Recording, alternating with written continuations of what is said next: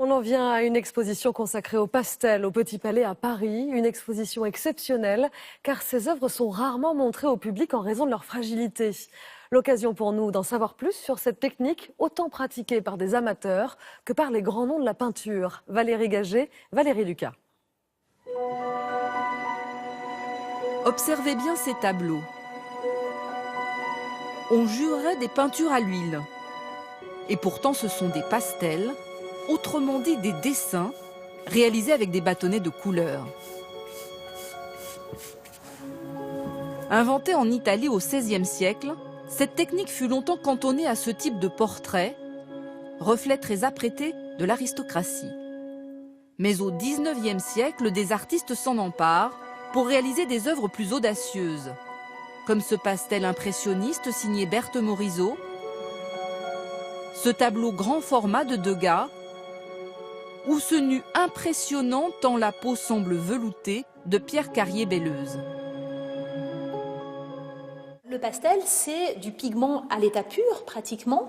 Donc il y a un éclat et une matité des couleurs qu'on ne retrouve pas forcément dans la peinture, qui est souvent recouverte de plusieurs couches de vernis.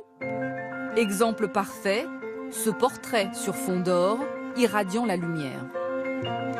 Le pastel permet aussi une grande variété d'effets, démonstration sur ce tableau de Tissot. On voit un certain nombre de traits qui se rapprochent beaucoup plus du côté graphique, des aplats de couleurs aussi que l'on peut voir là sur le sofa, et puis un réseau de hachures, de zébrures sur le visage, et l'œil en s'éloignant permet de faire la synthèse, mais on voit vraiment ce réseau de hachures.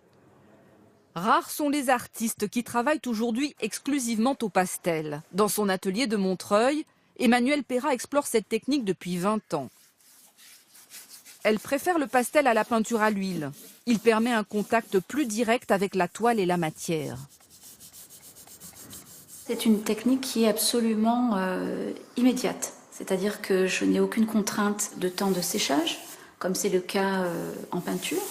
J'utilise mes doigts comme des pinceaux, ou la paume de ma main comme un gros pinceau. Si je veux mélanger la couche qui est en surface avec une couche qui est légèrement dessous, je vais imprimer une très légère pression.